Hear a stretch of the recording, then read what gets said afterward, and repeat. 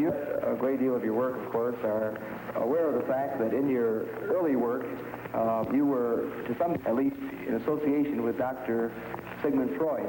And I know it would be of great interest to many of us to hear a little bit about how you happened to hear of Dr. Freud and how you happened to become involved with some of his work and ideas. Well, as a matter of fact, it was in the year 1900, in December, soon after Freud's book about dream interpretation had come out, that I was asked by my chief, Professor Psicology, to give a review of the book. I studied the book very attentively, and I didn't understand many things in it, which weren't clear at all to me. But from others parts, I got the impression that this man really knew what he was talking about. And I thought that this is certainly a masterpiece, full of future. Yes. I had no idea then of ideas of my own. I was just it was just when I began my career as an assistant in the psychiatric clinic. And then I began with experimental psychology or psychopathology.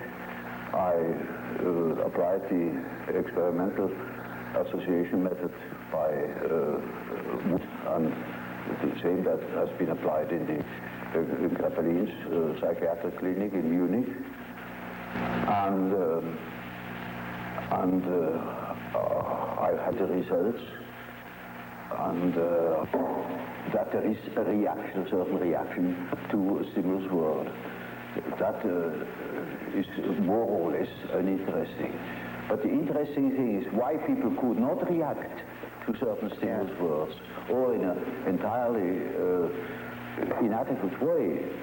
And then I began to study these places in the experiment where the attention or the capability apparently of the test person began to waver or to disappear.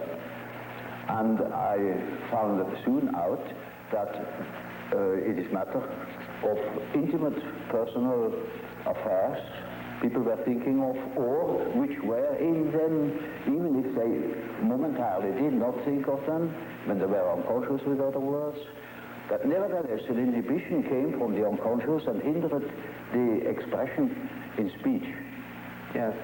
And then I, in examining all these cases as carefully as possible, I saw that it was matter of what Freud called repressions. Yes. I also saw what he meant by symbolization. And then I wrote a book about the psychology of dementia precox, it was called, now it's schizophrenia. Yes. And I sent the book to Freud and wrote to him about my association experiments and how they confirmed his theory thus far. Yes. And that is how it began, my friendship with Freud began. Yes. Now, one of the, of course, very fundamental ideas in the original psychoanalytic theory was Freud's conception of libido as sort of a broad psychic sexual energy. Well, you see, in the beginning, I had naturally certain prejudices against his conceptions. And after a while, I overcame them. I could do that from owing to my biological training. Yes. And I could not deny the importance of the sexual instinct, you know. Yes. But later on, I saw that it was very one-sided. Because, you see, man is not only governed by the sex instinct, there are other instincts as well. For instance, in biology, you see, the nutritional instinct is just as important as the sex instinct. Also, in primitive societies, sexuality plays a role much smaller than food. Food is the all-important interest and desire. Yeah. Sex, that is something they can have everywhere. They are not shy. But the food is difficult to obtain, you see? Yes, yes. And so it is the main interest. Yes. And then in other societies, for instance, in civilized societies, the power drive plays a much greater role than sex. Yes. For instance, there are many big businessmen who are impotent, even, because their whole energy is going into money making. Yes. Or dictating the laws to everybody else. Yes. That's much more interesting than affairs with women. So, you see, the inferior Dr. Adolf, the younger, the weaker, naturally had a power complex. Yeah. He wanted to be the successful man. Freud was a successful man. He was on top, and so he was interested only in pleasure, in the pleasure principle, and while Adolf was interested in the power drive. Yeah, Sure enough. I see. In other words, you feel that it's sort of a function of his own personality to some degree. Yeah, it is quite natural. You see, it is one of the two ways how to deal with reality. Yeah. Either you make reality an object of your pleasure, if you are powerful enough already, or you make it an object of your desire to grab it. Yes, yes. Now, of course, some observers have thought that perhaps the patients that Dr. Freud saw in Vienna of this period were often individuals who were repressed sexually. Oh, yes. And perhaps that so many of these patients having been of this type, that this may have been one thing that sort of reinforced Dr. Freud's ideas. Well, it is certainly so that in the end of the Victorian age, there was a reaction going over the whole world against the taboos, the sex taboos, as one call them. One didn't understand anymore properly why or why not. And Freud belongs into that time, a sort of liberation of the mind of such taboos.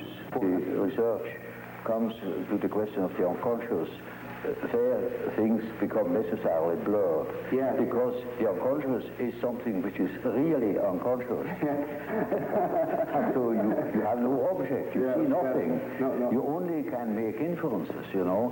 And so we have to create a model of this possible structure of the unconscious because we can't see it. Now you see, he came to the concept of the unconscious chiefly on the basis of the same experience I had made in the association experiment, namely that people reacted. They said things, they did things without knowing that they did it or said it. And this is something you can observe experimentally in the association experiment, where people cannot remember afterwards what they did or what they said in the moment where the stimulus word hits the complex. With the reproduction, in the so-called reproduction experiment, you go through the whole list, and you will see that the memory fails where there was a complex reaction.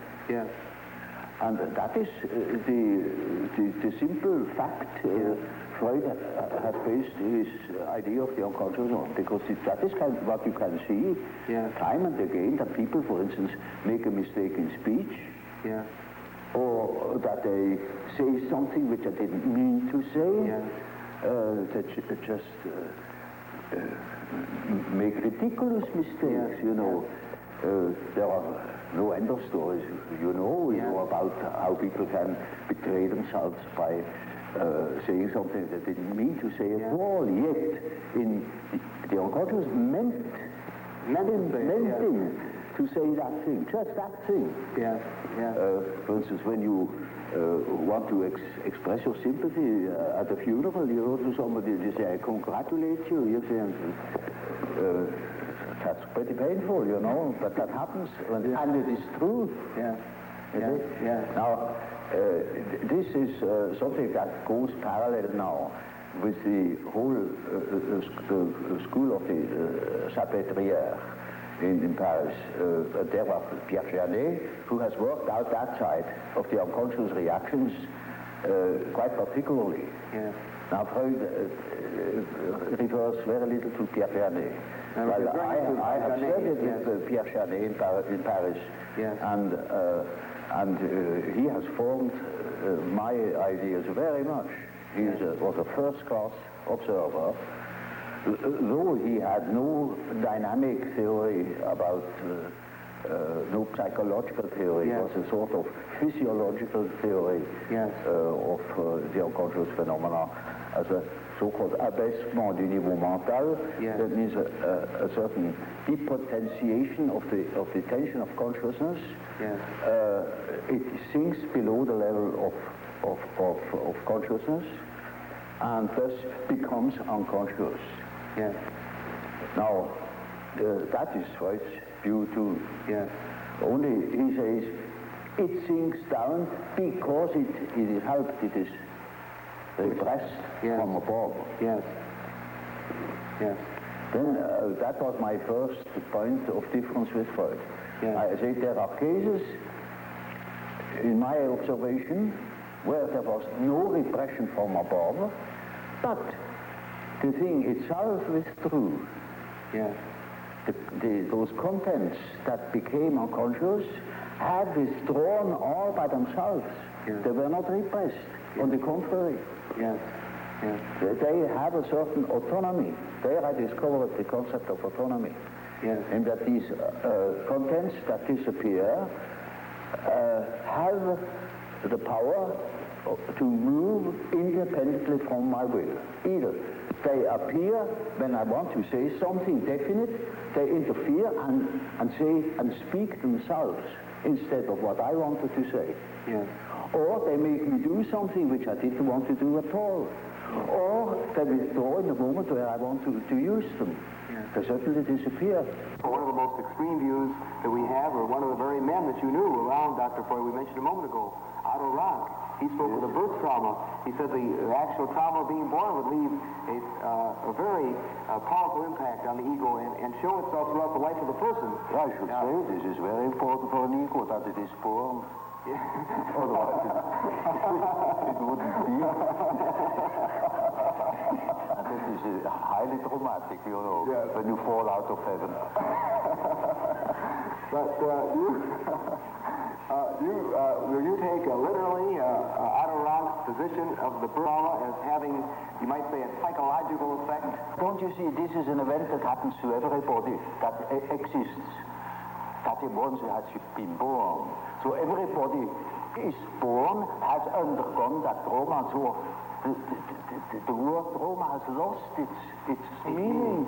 I see. So, in other words, it is a general fact, of which you cannot say it is a trauma. Yes. It is just a fact. Yes, yes, I see. You see, because then you cannot observe psychology that hasn't been born. Yes. Only then you could say what the birth trauma is. Yeah. And then, until then you cannot even speak of such a thing. Yeah. It's just a lack of epistemology. Now, Dr. Jung, we've been talking about the early oral level, and as you pointed out, you want to look at it rather literally as sort of a hunger drive or a drive for nutrition. Now, another rather fundamental point in development of the ego, as the more or less orthodox psychoanalytic view follows, is that there is then, this is followed by another critical level, an anal level development. Well, one can use such terminology because it is a fact that children are exceedingly interested in all orifices of the body and they are doing all sorts of disgusting things, you know. Yeah. And sometimes this such a peculiarity keeps on into later life, you know. It is quite astonishing what you can hear in that respect. Now, it is equally true that people who have such preferences also develop a peculiar character. In early childhood, a character is already there. You see, the child is not born tabula rasa, as one assumes. Yes. The child is born as a high complexity. Yes. With existing determinants Yes. that never waver for the whole life, and that give the child his character already in the earliest childhood. A mother recognizes an individuality of her child, and so if you observe carefully, you see the tremendous difference even in very small children. And these peculiarities express themselves in every way. So first, the peculiarities express themselves in all childish activities, in the way how it plays, in the things it is interested in. There are children who are tremendously interested in all moving things, and in movement chiefly. Yeah. All the things they see that affect the body. And so they are interested in what the eyes do, what the ears do, how far you can bore into the nose with your finger, you know. They will do the same with their anus. They will do with their whatever they please with their genitals, you know. These interests express themselves in a typically childish way in children, and later on they express themselves in other peculiarities. Yeah, which are still the same, but it doesn't come from the fact that they once have done such and such a thing in childhood. Yeah. It is the character that is doing it. Yeah. There is a definite inherited complexity, and if you want to know something about possible reasons, you must go to the parents. So in any case of a child's neurosis, I go back to the parents and see what there is going on, you know, because children have no psychology of their own, literally taken. They are so much in the mental atmosphere of the parents, so much en participation mystique with the parents. Yes. They are imbued by the paternal or maternal atmosphere, and they express these influences in their childish way. Yeah. So, for instance, take for instance an illegitimate child. They are particularly exposed to environmental difficulties, for instance, the misfortune of the mother, etc., and all the complications. And such a child will miss, for instance, a father. Yeah. Now, in order to compensate for it, it is just as if they were choosing or nominating a part of their body for a father instead of the father, and they develop, for instance, masturbation. Yeah, yeah. That is very often so with illegitimate children, that they become terribly autoerotic. Yes. Even criminal. One of the central parts of the so-called psychosexual development in the more or less orthodox psychoanalytic theory is the so-called Oedipus complex. Yes. I believe the term complex was yours originally. Well, you see, that is just what I call an archetype. That is the first archetype Freud has discovered. The first and the only one. He thinks that this is the archetype. Of course, there are many such archetypes. You look at Greek mythology and you find any amount of them, or look at dreams and you find any amount of them. But incest was so impressive to him that he even has chosen the term Oedipus complex, because that was one of the outstanding examples of an incest complex. Yeah. And it is only the masculine form, mind you, because women have an incest complex too, but there it is not an Oedipus. Yeah. So it is something else. Yeah. Yeah. So it is only the term for an archetypal way of behavior in case of a man's relation, say, to his mother.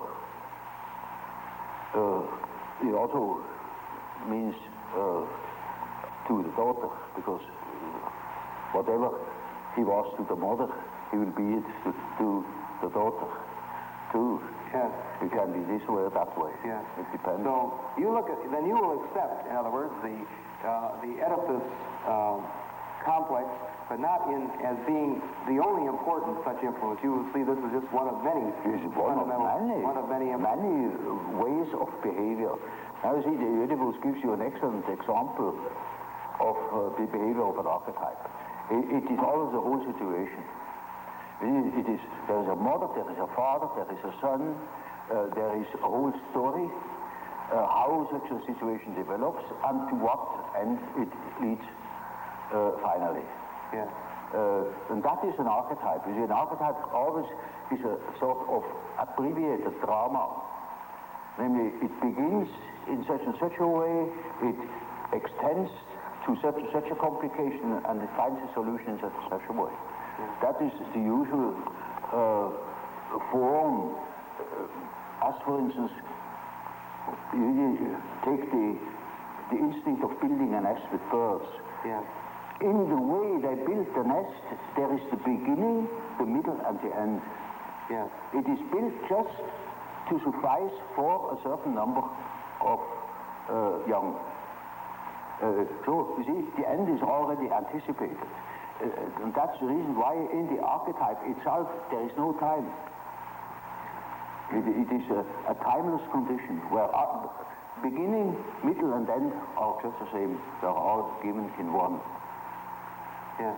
Now that is only a hint to what the archetype can do, you know, but that's a complicated question. Well, you know what a behavior pattern is. Yes. Now, the way in which, say, a weaver bird builds its nest, that is an inherited form in him. He will apply all certain symbiotic phenomena between insects and plants. They are inherited patterns of behavior. And so man has, of course, an inherited scheme of functioning. You see, his liver and his heart and all his organs and his brain will always function in a certain way, following its pattern. We only have a great difficulty of seeing it because we cannot compare. There are no other similar beings like man that are articulate and could give account of their functioning. If that were the case, we would know, I don't know what. But because we have no means of comparison, we are necessarily unconscious about our own conditions. But it is quite certain that man is born with a certain functioning, a certain way of functioning, a certain pattern of behavior. And that is expressed in the form of archetypal images, of archetypal forms. For instance, the way in which a man should behave is given by an archetype. Yeah. And therefore, you see, the primitives tell such stories. A great deal of education goes through storytelling. Yes. For instance, they call in a palaver of the young men and to older men perform before the eyes of the younger all the things they should not do. Yeah. And at the end they say, now that is exactly the thing you shall not do. Another way is they tell them of all the things they should not do. Yeah. They tell them, like the Decalogue, thou shalt not. Yes, yes. And that is always supported by mythological tales. Yeah. For instance, our ancestors have done so and so, and so you shall do. Okay. Or such and such a hero has done so and so, and that is your model. Yeah. For instance, the teaching of the Catholic Church, there are several thousand saints, and they show us how, you see, the models then become models, for the individual. And they have their legends, and that is Christian mythology. Yeah. In Greek, you know, there was a Theseus, there was a Heracles, models of fine men, of gentlemen, you know. Yes. And they teach us how to behave. They are archetypes. I see. Archetypes of behavior. Now, see, the archetype is a force, it has an autonomy. It can suddenly seize you. It is like a seizure. Yeah. So, for instance, falling in love at first sight, that is such a case. You see, you have a certain image in yourself without knowing it of the woman, of the woman. Yeah. Now you see that girl, or at least a good imitation of your type. Yeah. And instantly you get a seizure, and you're gone. Yeah. And afterwards you may discover that it was a hell of a mistake. Or you see, a man is quite capable, he's intelligent enough to see that that woman of his choice, as one says, not no choice, he has been captured. Yeah. You know, he sees that she is no good at all, that she is a hell of a business. And he tells me so, and he says, for God's sake, doctor, help me to get rid of that woman. He can't. He's like clay in her fingers. And that is the archetype. That is so-called archetype of the anima. Yeah, yeah. He thinks it is all his soul. Well, in our earth is a bit complicated, you know. The anima is an archetype form expressing the fact that a man has a minority of feminine or female genes. Yeah. And that is something that doesn't disappear in him, that is constantly present, and it works as a female in a man. Therefore, already in the 16th century, the humanists have discovered that man has an anima. I see. And that each man carries his female with himself, they say it. Yes. And so that is not a modern invention. Yes. So now you see. The same is the case with the animus. That is a masculine image in a woman's mind, which is not sometimes quite conscious, sometimes it is not conscious, but it is called into life the moment that woman meets a man who says the right things. I see. And then because he said it is all true, and he is the fellow. Yes. No matter what he is. Yes. So, to infer something, those are particularly well-founded archetypes, those two. And there you can lay hands on the basis, as it were, of the archetype. They are exceedingly well-defined. Dr. Jung, we have been discussing in some detail some of the factors in the development of the personality of the individual, and you have very kindly elaborated for us on some of your fundamental concepts. I wonder if you would mind telling us a little bit about how you construe this term, persona. Well, this is a practical concept we need in elucidating people's relation. I noticed with my patients, particularly with people that are in public life, that they have a certain way of presenting themselves. For instance, take the doctor.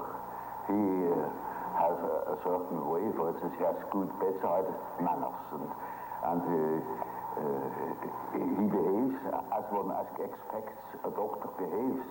He may even identify himself with it and believe that he is what he appears to be. Yeah. He must appear in a certain form, unless people don't believe that he is a doctor. And so when he is a professor, he's also supposed to behave in a certain way so that it is plausible that he is a professor, you know.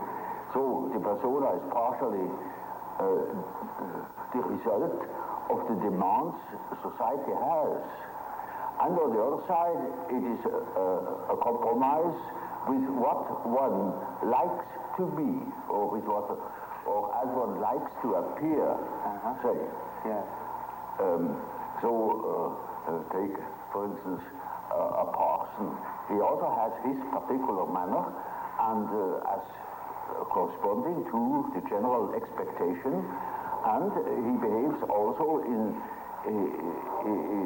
another way, combined with his persona that is forced upon him by society in such a way that also his fiction of himself, his idea about himself, is more or less portrayed or represented. So the persona is a certain complicated system of behavior which is partially dictated by society and partially dictated by the expectations or the wishes one nurses oneself. Yes. Now, this is not the real personality, in spite of the fact that people will assure you that that is all quite real and quite honest. Yet it is not. Yes. Now, such a performance, or say, the performance of the persona is quite all right as long as you know that you are not identical with the way in which you appear. Yes. But if you are unconscious of this fact, then you get into times very disagreeable conflicts. Namely, people can't help noticing that at home, for instance, you are quite different from what you appear to be in public. Yeah. And people who don't know it stumble over it in the end. They deny that they are like that, but they are like that. They are it. And then you don't know, now, which is the real man? Yes, yes. Is he the man as he is at home or in intimate relations, or is he the man that appears in public? It is a question of Jekyll and Hyde. Yes. Often. It is such occasionally there is such a difference that you would almost be able to speak of the double personality. Yes. And the more that is pronounced, the more people are neurotic. Yes. They get neurotic because they have two different ways. They contradict themselves all the time, and in as much as they are unconscious of themselves, they don't know it. They think they're all one. Everybody sees that there are two. Yeah. And some know him only from one side, so others know him only from the other side. And then there are situations that clash, because the way you are creates certain situations with people in relations, and these two situations don't chime in. They are just dissonances. Yes, yes. And the more that is the case, the more the people are neurotic. Now, you also use the term self. Yes. Now, the word self, then, would this have a different meaning than, say, ego? Oh, yes, quite, oh, yes. You see, when I say self, then you must not think of I, myself, because that is only your empirical self, and that is covered by the term ego. Ego, yes. But when it is matter of the self, then it is matter of a personality that is more complete than the ego, because the ego is only consists of what you are conscious of. Yes, yes. Your awareness. Yeah, what you know to be yourself. Yes. The whole personality of man is indescribable. Yeah. His consciousness can be described. His unconscious cannot be described, because the unconscious, as I must repeat myself, is always unconscious. Yes. And it is really unconscious, but really does not know it. Does not know about it. And so we don't know our unconscious personality. We have hints, we have certain ideas, but we don't know it really. Nobody can say where man ends. And that is the beauty of it, you know. Yeah. It's very interesting. Yeah. The unconscious of man can reach God knows where. There we are going to make discoveries. Yeah, yeah. Now, another set of ideas center around the terms introversion and extroversion. It's simply practical, because there are certain people who definitely are more influenced by their surroundings than by their own intentions. While there are other people who are more influenced by the subjective factor. Now you see, the subjective factor, that's very characteristic, was understood by Freud as a sort of pathological autoerotism. Yes, yes. Now this is a mistake. You know, we have, the psyche has two conditions, two important conditions. The one is the environmental influence, yes. And the other is the given fact of the psyche as it is born. The psyche is by no means tabula rasa. We are a definite mixture and combination of genes, and they are there from the very first moment of our life. And they give a definite character, even to the little child.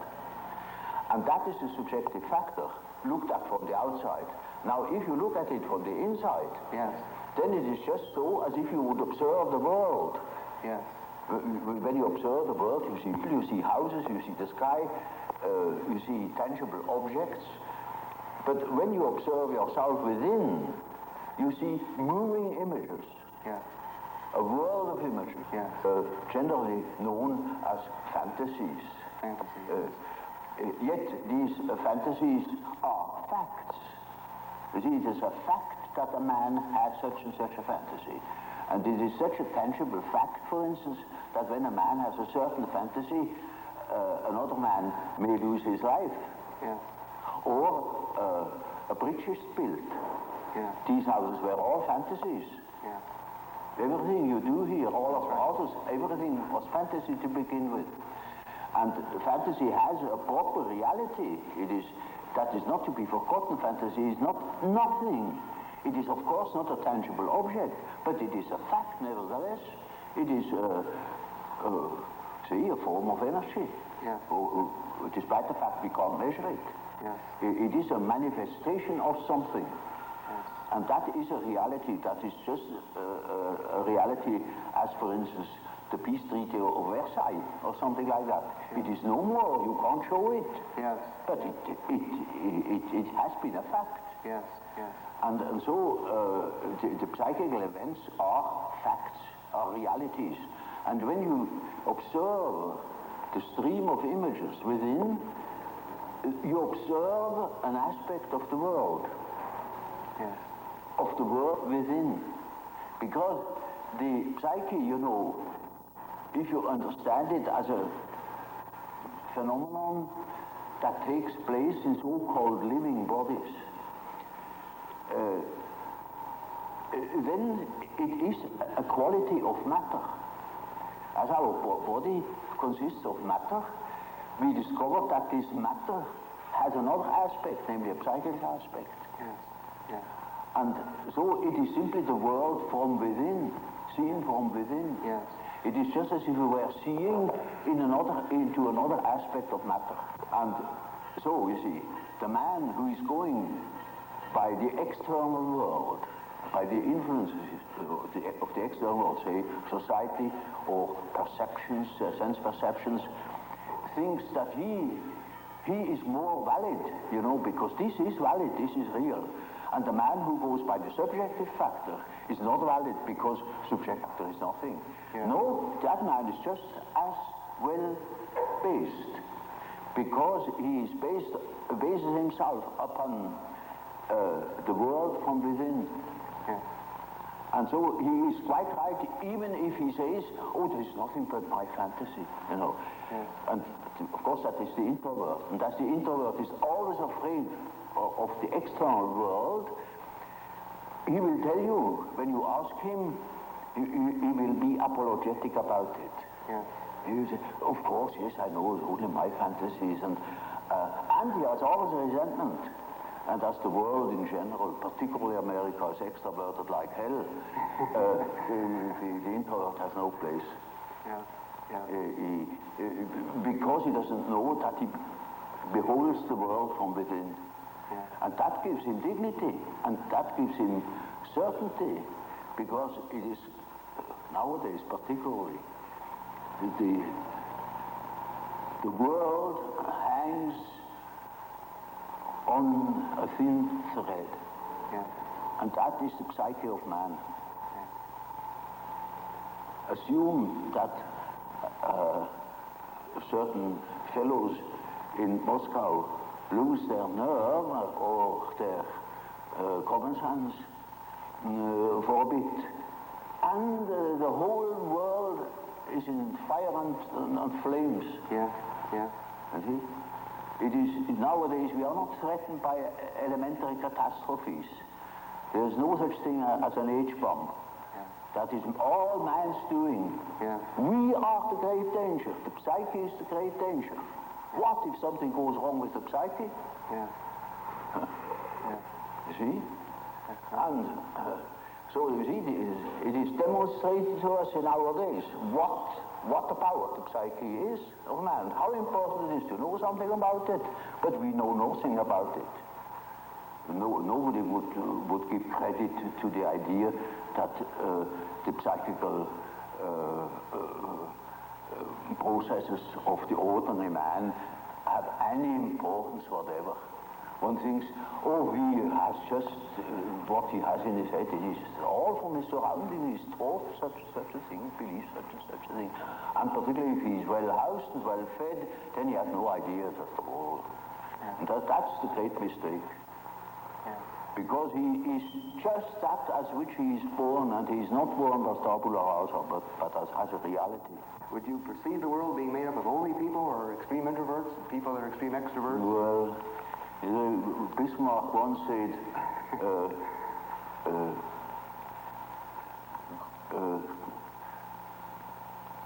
God may protect me against my friends. With my enemies, I can deal myself alone. You know how people are. They catch a word, and then everything is schematized along that word. There is no such thing as a pure extrovert or a pure introvert. Yeah. Such a man would be in the lunatic asylum. Those are only terms to designate a certain penchant, a certain tendency. For instance, the tendency to be more influenced by environmental influences or more influenced by the subjective factor. That's all. Yeah. And you see, there are people who are very well balanced and are just as much influenced from within as they are from without, Yeah. or just as little. Yes. Yeah. And so with all the finer classifications, Yeah. they are only sort of point de repère, points for orientation. My whole scheme of typology is merely a sort of orientation. Namely, there is such a factor as introversion, there is such a factor as extroversion. The classification of individuals means nothing at all. This is only the instrumentarium for the practical psychologists to explain, for instance, a husband to a wife, or vice versa. For instance, it is very often the case, one could almost say, it is almost the rule, but I don't want to make too many rules in order not to be schematic, that an introvert marries an extrovert for compensation, or another type marries the counter type to complement himself, for instance. Well, Dr. Jung, of course, tied in with your typology and quotation marks of introversion and extroversion, we, of course, know of your concepts of thinking, feeling, sensation, and intuition. Well, there is quite a simple explanation of these terms, and it shows at the same time how I arrived at such a typology. Namely, sensation tells you that there is something. Thinking, roughly speaking, tells you what it is. Feeling tells you whether it is agreeable or not, to be accepted or not accepted or rejected. Yes. And intuition, now there is a difficulty. Yes. You don't know ordinarily how intuition works. So when a man has a hunch, you can't tell exactly how he got at that hunch or where that hunch comes from. It is something funny about intuition. I will tell you a little story. I had two patients. The man was a sensation type, and the woman was an intuitive type. Of course, they felt attraction. And so they took a little boat and went out to the lake of Zuriche. And there were those birds that dive after fish, you know. Yeah. And then after a certain time they come up again, and you can't tell where they come up. And so they began to bet. Who first was the first to see the bird. Now, you would think that the one who observes reality very carefully, the sensation type, would of course win out. Yeah. Not at all. The woman won the bet completely. Yeah. She was beating him on all points. Yeah. Because by intuition she knew it before. I see. Now, how is that possible? Yeah. Well, sometimes, you know, you can really find out how it works by finding the intermediate links. You see, it is a perception by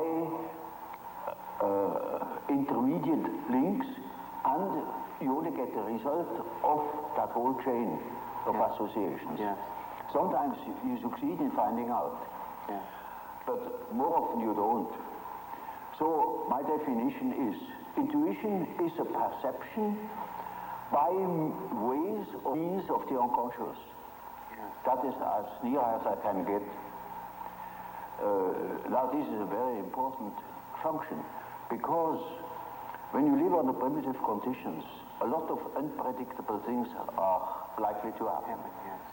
And there you need your intuition, because you cannot possibly tell by your perceptions, by your sense perceptions, what there is going to happen. For example, more specifically, what would be an example or a difference between an intuitive extrovert and an intuitive introvert?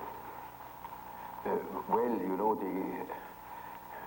you have chosen a somewhat difficult case, you know, because one of those difficult types is the intuitive introvert. Yeah, you know. I have. The intuitive extrovert you find among hunters, bankers, gamblers. That is quite understandable. Yeah. But the introvert the introverted variety is more difficult, because he has intuitions as to the subjective factor, namely the inner world. Yeah. And of course that is now very difficult to understand, because what he sees are most uncommon things, and he doesn't like to talk of them. If he's not a fool, because he would spoil his own game by saying what he sees, because people won't understand it. For instance, once I had a young woman, about 27 or 8, and her first words were, when I had seated her, he said, "You know, doctor, I come to you because I have a snake in my abdomen." I said, "What?" "Yes, a snake, a black snake, coiled up right in the bottom of my abdomen." And I must have made a rather bewildered face at her. And she said, "You know, I don't mean it literally, but I should say it was a snake. It was a snake." See? Now, you see, our further conversation a little later was that she said, that was about in the middle of our treatment that only lasted for 10 consultations. She had foretold me, "I come 10 times, and then it's all right." I said, "How do you know?" "Oh, I got a hunch," she said. And really, about the 5th or 6th hour, she said, "Doctor, I must tell you, the snake has risen. It is now about here." hunch. And then on the 10th day, I said, now, this is our last hour. And do you feel cured? And she said, beaming, she said, you know, this morning, it came up and came out of my mouth, and the head was golden. And those were her last words. Now, you see, that same girl, when it comes to reality, she came to me because she couldn't hear the step of her feet anymore. Yeah. Because she walked on air. Yeah. Literally. Yeah. She couldn't hear it, and that frightened her. And then she came to me, I asked her for her address. And then she said, oh, pension so-and-so. Well, it is not just called pension, but it is a sort of pension. And it is, I never had heard of it. Yeah. And I said, now, I'm curious, I never have heard of that place. Well, it's a very nice place, he said. Curious enough, only young girls there, very nice, and very lively young girls. And they have a merry time, and often wish they would invite me to their merry evenings. And I said, but they amuse themselves all alone. Oh no, there are plenty of young gentlemen coming in, and they have a beautiful time, but they never invite me. It turned out that it was a private brother. Yes. And she was a perfectly decent girl, you know, of a very good family. Not from here. She had found that place, I don't know how. And she was utterly unaware that those were all prostitutes. I said, for heaven's sake, you fell into a very dark place. You hastened to get out of it. You see, that was her sensation. Yeah. She didn't see reality, but she had hunches like anything, and they came off. Yeah. Now, you see, such a person cannot possibly speak of her experiences. Yes. Because everybody would think she's absolutely crazy. Yeah. I myself was quite shocked when I thought, for heaven's sake, is that case a schizophrenia? Yeah. Because you don't hear that kind of speech. Right. But she assumed that the old man, of course, knows everything, and he even understands such kind of language. So you see, if when the intuitive, the introverted intuitive would speak what he really perceives, then practically nobody would understand it. He would be misunderstood. And so they learn to keep things to themselves. And you hardly ever hear them talking of these things. That is a great disadvantage. But it is an enormous advantage in another way.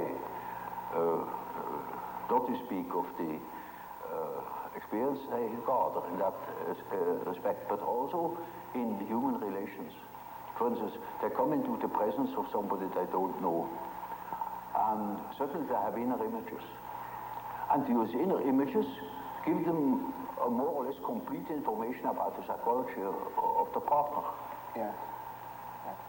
You know, that is, but the case can also happen that they come into the presence of somebody who they don't know at all, not from Adam.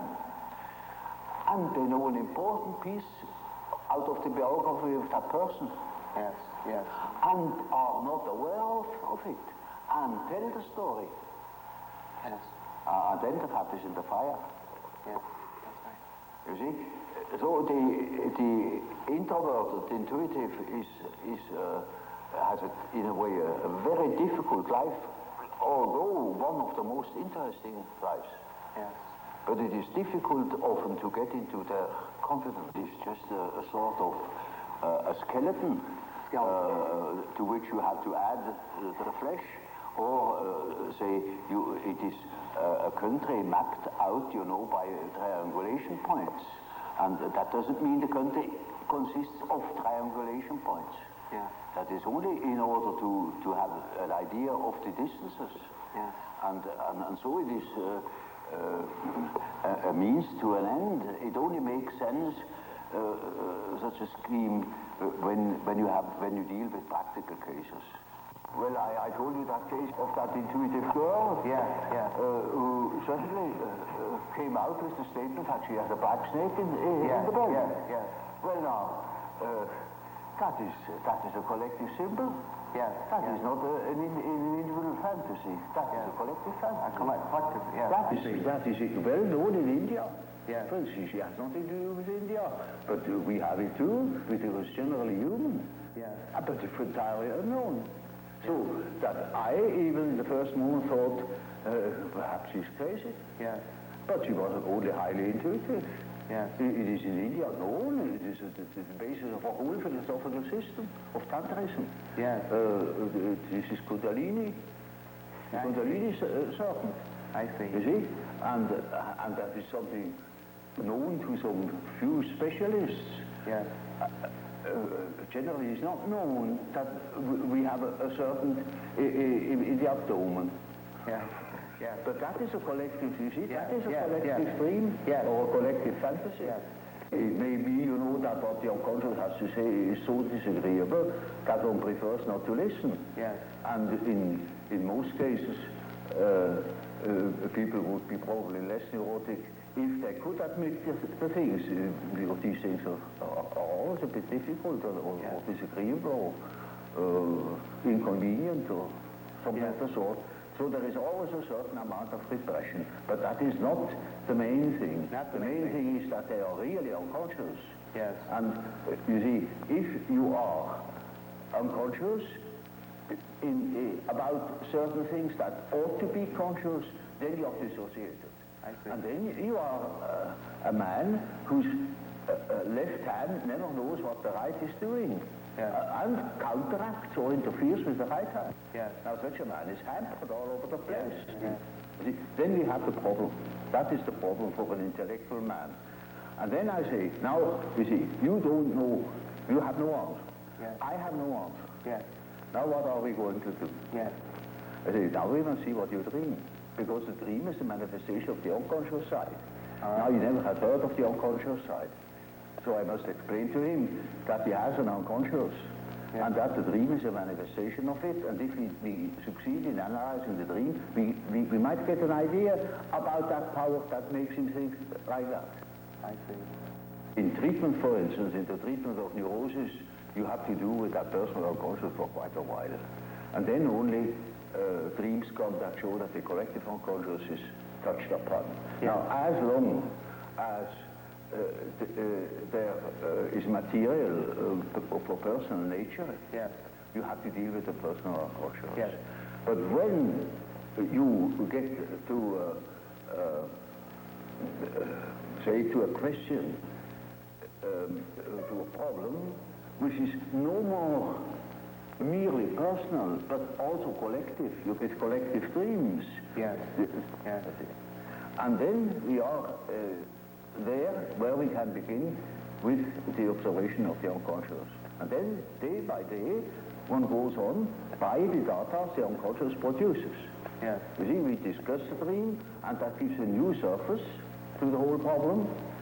And he will have another dream, and the next dream gives again an answer, because the unconscious is in a compensated relation to consciousness, and after a while we get the full picture. And if he has a full picture and has the necessary moral stamina, well, then he can be cured. I see. But in the end, it is a moral question whether a man applies what he had learned or not. There is a sort of typical way in which the integration of consciousness takes place. Namely, the average way is that through the analysis of dreams, for instance, you become acquainted with the contents of the unconscious. I already told you this to begin with all personal material, subjective questions, questions of the individual's difficulties in adapting to environmental conditions and so on. Yes. Now, it is a regular observation that when you talk to an individual and this individual gives you insight into its inner preoccupations, interests, emotions, in other words, hands over his personal complexes, then you get slowly and nilly-willy into the situation of a sort of authority. Yeah. You become a point of reference.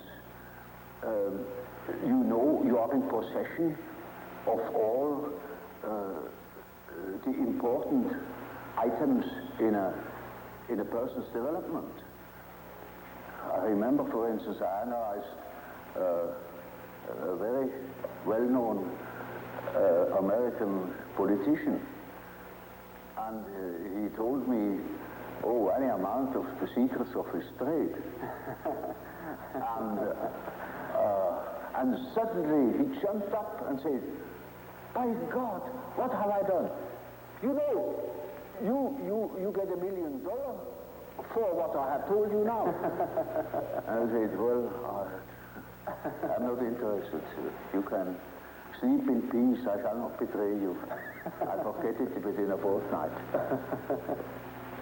Now, you see, that shows that the things people hand out are not merely indifferent things.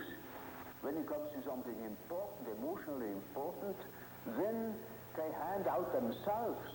They hand out a big emotional value, as if they were handing over a large sum, as if they were trusting you with the administration of their estate.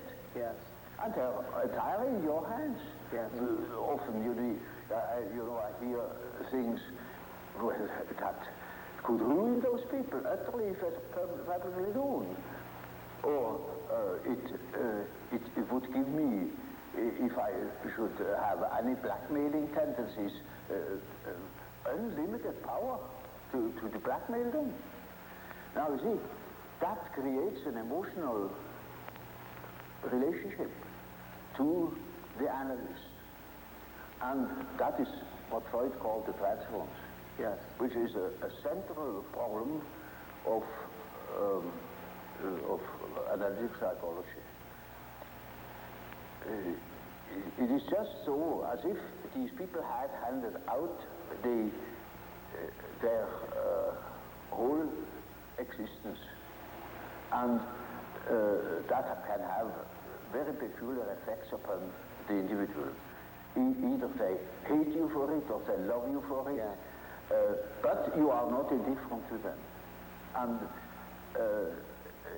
there is then a sort of emotional relation between the patient and the doctor. Yes. Now, when you hand out such materials, then these contents are associated with all the important persons in the life of a patient. Now, the most important persons are usually father and mother. Yeah. That comes up from childhood. The first troubles are with the parents as a rule. So, in handing over your infantile memories about the father or about the mother, you hand over also the image of father and mother. Then it is just as if the doctor had taken the place of the father, even of the mother. I had quite a number of male patients that called me Mother Jung, because I handed over the mother to me. Curiously enough. Yes. But you see, that's quite irrespective of the personality of the analyst. The simply disregarded. He functions as if he were the mother, or he functions as if he were the father, the central authority. And now that is what one calls transference. That's a particular case of projection. Yes. Now, yes. Freud doesn't exactly call it projection, he calls it transference. Yes. That is an allusion to the old superstitious idea of handing over a disease, Yes. transferring a disease upon an animal, or handing over the sin upon a scapegoat. And Yes. scapegoat takes it out into the desert and makes it disappear. Yes, yes. So they hand over themselves in the hope that I can swallow that stuff and digest it for them. And so I'm in loco patis and have a high authority. Naturally, I'm also persecuted by the correspondent resistances, by all the manifold emotional reactions they have had against their parents. Now, that is the stuff you have to work through first in analyzing the situation, because a patient in such a condition is not free. He's the slave. He's utterly dependent upon the doctor, like a patient with an open abdomen on the operation table. Yes. He's in the hands of the surgeon for better or worse. And so the thing must be finished. And so we have to work through that condition in the hope that we arrive in a situation where the patient is able to see that I'm not the father or not the mother, that I am an ordinary human being. Now, everybody naturally should assume that such a thing would be possible. For instance, that a patient could arrive at such an insight when he's not a complete idiot, that I am just a doctor and not an emotional figure of their fantasies. But that is very often not the case. So I had a case that was an intelligent young woman. She was a student of philosophy, very good mind, where one could expect easily that she would see that I am not the parental authority. But she was utterly unable to get out of this delusion. And in such a case, one always has recourse to the dreams. It is just as if one would ask the unconscious, now what do you say to such a condition? You see, she says of the unconscious, of course I know you are not my father, but I just feel like that, it is like that, I depend upon you. And I say, now we will see what the unconscious says. Now the unconscious produce dreams in which I really assume a very curious role. You know, she was a little infant, she was sitting on my knees, I held her in my arms, I was a very tender father to the little girl, you know, and more, her dreams became emphatic in that respect, namely that I was a sort of child, and she is a very little, frail human thing, you know, and quite a little girl in the hands of an enormous being. And the last dream of that series was, I cannot tell you all the dreams, was that it was out in nature. I stood in a field of wheat, an enormous field of wheat that was ripe for harvest. And I was a giant. And I held her in my arm like a baby. And the wind was blowing over that field of wheat. Now, you know, when the wind is blowing over wheat field, these waves in the wheat field. Yes. And with these waves, I swayed like that, putting her as if it were to sleep, you know. And she felt as being in the arms of a god, of the Godhead. And I thought, now the harvest is ripe. And I must tell her. And I told her, you see, what you want and what you project into me, because you are not conscious of it, is you have the idea of a deity. You don't possess.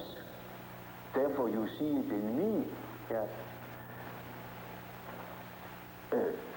That clicked. Because, you know, she had a rather intense religious education. Of course, it all vanished later on. Yes. And something disappeared from her world. Her world became merely personal, and that religious conception of the world was non-existent, apparently. But, you see, the idea of a deity is not an intellectual idea. It is an archetype. It's an archetypal idea. Therefore, you find it practically everywhere under this or another name. You know, even if it has the name Mana, it is an all-powerful, extraordinary effect or quality, even if it's not personal at all. And so she suddenly became aware of an entirely heathenish image. Yes. That comes fresh from the archetype. She had not the idea of a Christian God or of an Old Testament Yahweh. It was a heathenish God, you see, a God of nature, of vegetation. He was the wheat himself. He is the spirit of the wheat, the spirit of the wind. And she was in the arms of that Newman. No. Now, that is the living experience of an archetype. Now, that made a tremendous impression upon that girl, and instantly it clicked. She saw what she really was missing, that missing value, that was in the form of a projection in myself and made myself indispensable to her. Yes. And then she saw it is not indispensable, because it is, as the dream says, she is in the arms of that archetypal idea. Now that is a luminous experience, you see. And that is the thing that people are looking for. Yes. An archetypal experience that gives them an incorruptible value. In as much as she can realize such a luminous experience, she is able to continue her path, her way, her individuation. The acorn can become an oak and not a donkey. Nature will take her course. She will become that which she is from the beginning. Now, we think we are able to be born today and to live in no myth, without history. That is a disease. That's absolutely abnormal, because man is not born every day. He's once born in a specific historical setting with the specific historical qualities, and therefore he is only complete when he has a relation to these things. It's just as if you were born without eyes and ears, when you are growing up with no connection with the past. From the standpoint of natural science, you need no connection with the past. You can wipe it out. Yes, yes. And that is a mutilation of the human being. Now I saw, through my practical experience, that this kind of proceeding had a most extraordinary therapeutical effect. And so, you see, in our days, we have such and such view of the world, such and such a philosophy. But in the unconscious, you have a different one. And that we can see through the example of the alchemistic philosophy that behaves towards the medieval consciousness exactly like the unconscious behaves to ourselves. And we can construct or even predict our the unconscious of our days when we know what it has been yesterday. Now that is, with a few words, the development of my ideas.